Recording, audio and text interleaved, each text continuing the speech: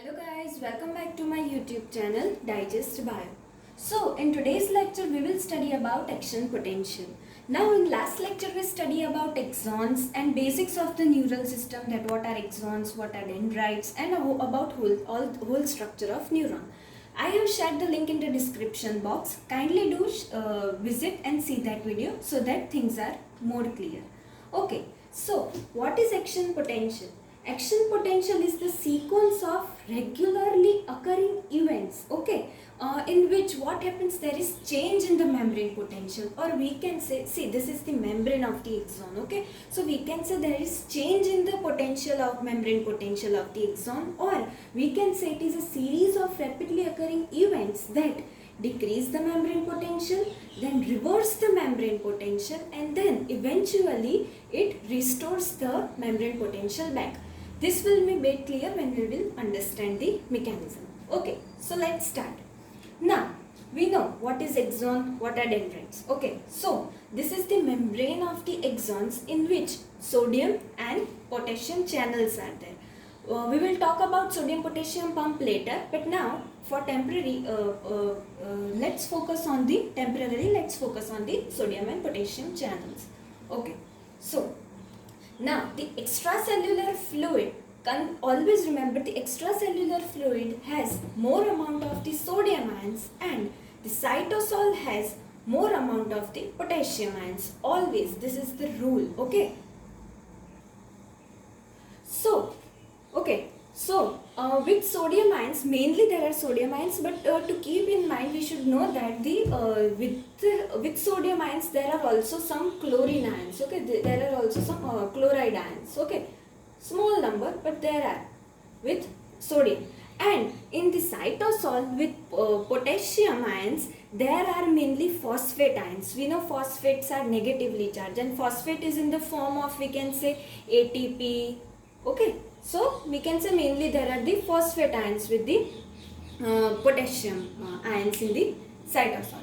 Okay, so now one thing to remember here is that these phosphate ions cannot cross the membrane. Okay, see, as there are no channels of that, so this ATP cannot cross the membrane and can go into the extracellular fluid. It will always remain in the cytosol. So, mainly the action potential consists of the three phases or three states. We can say this whole process consists of three stages. First is resting stage, second is depolarizing state or phase, and third is repolarizing phase. So now let's see what happens in the resting stage. So in resting stage, what happens? This is the situation of the resting state, that sodium ions and chloride are there in the extracellular fluid, and in cytosol is rich in the potassium ions and phosphate ions, which is in the form of ATP, we can say. So now, okay, so this is the normal resting stage, we can say, and the sodium channels and calcium channels are closed completely. Now, in depolarizing phase, what happens, that once the stimulus is there in the axon which reaches to the threshold, or we can say threshold is the minimum level, okay, to make this process happen. So stimulus must reach to the threshold so that there is change in the membrane, so there is changes occur. Or we can say when the membrane potential of the axon reaches the threshold, okay, when, at that time what happens, see, we are now talking about the depolarizing phase. So here what happens, that the sodium channel gets activated and gets opened. So what happens, that the sodium channels enter through the sodium channel and comes in the cytosol. Sodium ions comes into the cytosol through sodium channel. One by one, what happens, that there is the build-up of the sodium ions inside the cytosol.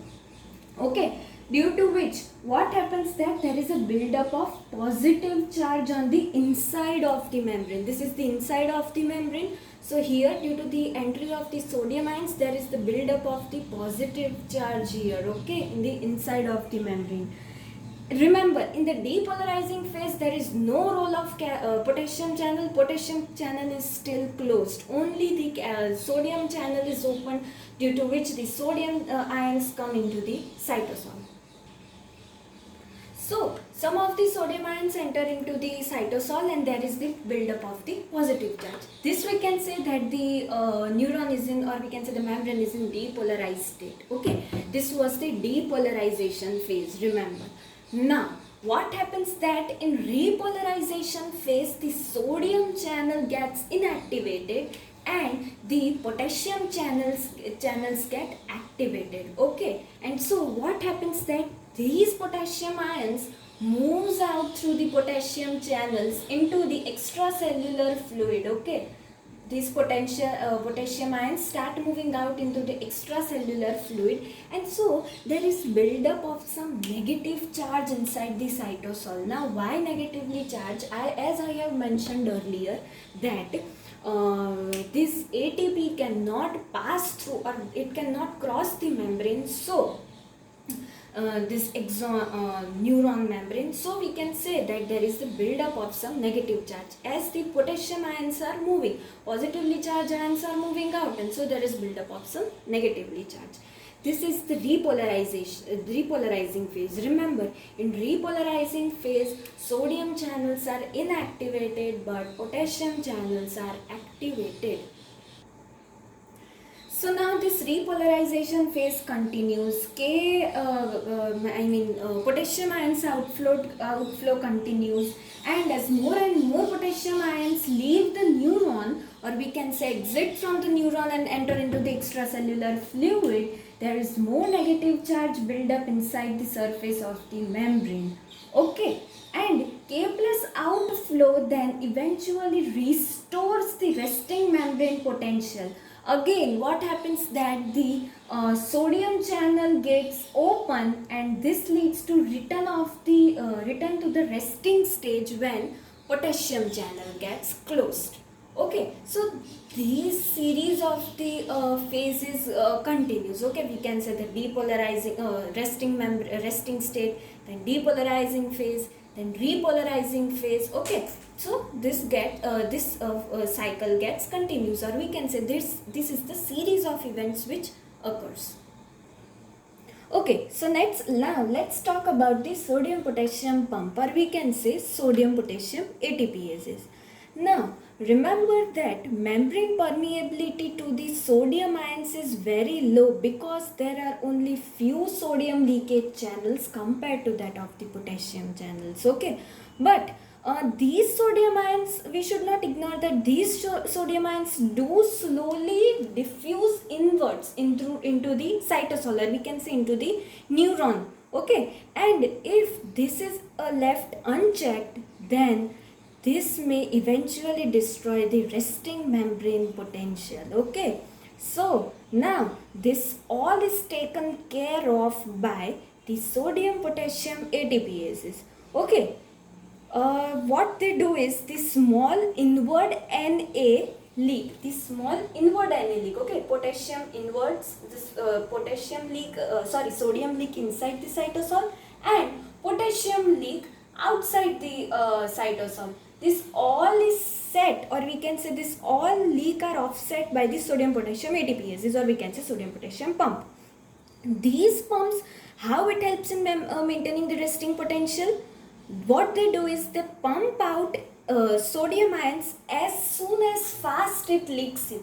As soon as the sodium, as fast as the sodium sodium leaks in, these sodium potassium pump, they pump out the sodium at that speed. As soon as they come in, these pumps they pump out the sodium ions.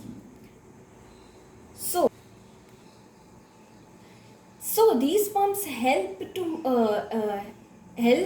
in maintaining the resting membrane potential by bringing in the pumping out the sodium ions as fast as it leaks in, and at the same time what they do is bring in the potassium ions. Okay, remember our rule that outside there is always sodium ions and inside there is always potassium ions. Not always, but to remember this is we can keep it in mind to remember. Okay, this at that stage we can say the membrane is in the resting potential state. So what this pump do is that it expel 3K plus out 3 sodium outside. Okay, it expels 3 sodium ions outside and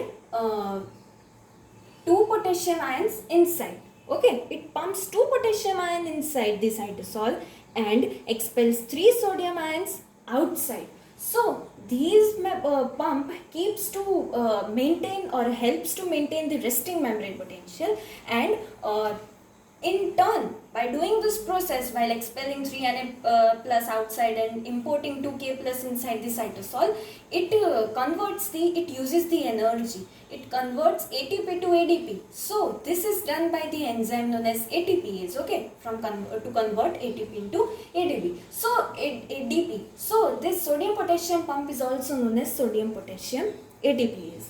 Okay, so remember there are mainly 3 phases: a resting membrane potential, depolarizing phase, and what is the function of the sodium potassium pump. Okay, so this is it guys. I hope you were able to comprehend the basics of the action potential or the mechanism of the action potential. If you have any doubt, kindly share in the comment section so that I can clear your doubts. Also, do suggest me on which topic should I make the videos. If you think this video is helpful for you, do like, share and comment, and please do not forget to subscribe my channel for further updates. Thank you guys. See you in the next video.